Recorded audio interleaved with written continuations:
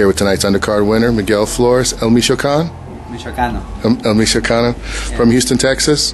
Hey, it's your first time back in the ring tonight after almost 2 years out of the ring. Four rounds. How do you feel? You got to knock some rust off tonight? Oh yes, definitely. We went all 4 rounds with a durable opponent. I mean, he had been in there with Gary Russell, Ronnie Rios, Belmontes. So they didn't knock him out, and of course I was gonna go in there and try to knock him out, and if it came, it came. But we went all 4 rounds, and of course I'm not gonna lie, I got a little tired towards the end, but it was more because of the pressure I had coming into the fight. I had a Golden Boy looking at me for the first time, me fighting in over 2 years for the first time, and look at the arena I just fought in. Is nothing compared to the place I was fighting in before. And as a matter of fact, I want to thank Louis Savarese and Bobby Ben. They helped me a lot too. But it was time to take a bigger step, and we're here. We got some ring rust off, and we're ready for the next one. So you covered a lot there in that answer. Let's go break it down one by one. So growing up in Houston, Texas, you're part of the gym scene there, built up 10-0 coming into this fight on local cards. How does it feel to you've been working for this next step to get noticed by a national promoter, and now Golden Boy's got their attention. How does that feel to be kind of fighting for a new boss tonight? It's amazing, man. It's like I had my pro debut over again, but with 10 fights.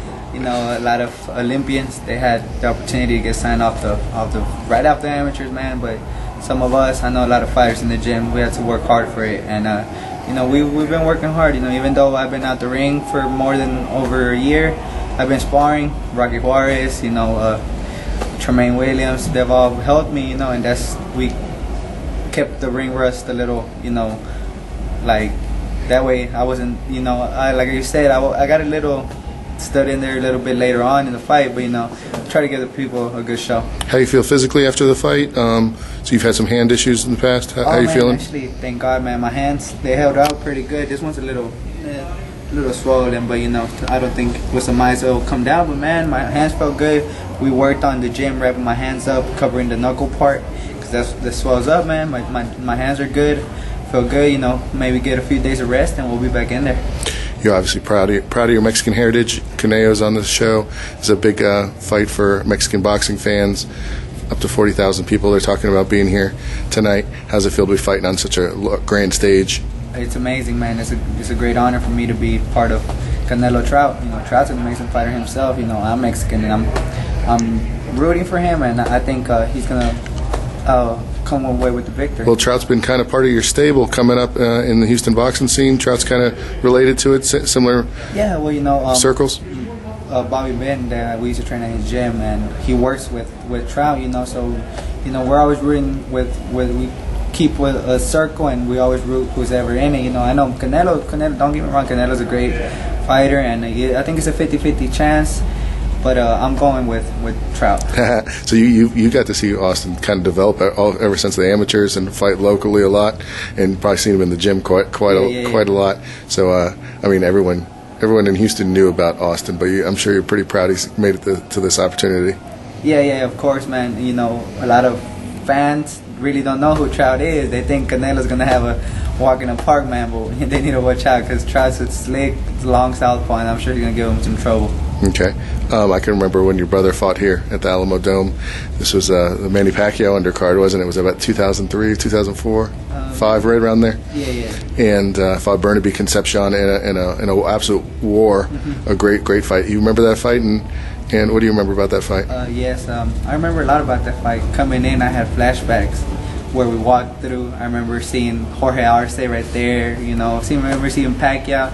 It's crazy how back like 5-6 years ago I would never thought I'd be here opening the show for Canelo Trout. Of course it's a Golden Boy card, and that was a top rank, but man, it's the same atmosphere.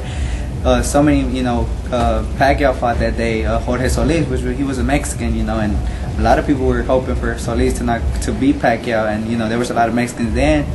And yeah, I remember. It was a good fight, my brother. It was a close decision. Of course, top rank had a Concepcion, and he had a tough loss. But I learned a lot from watching him.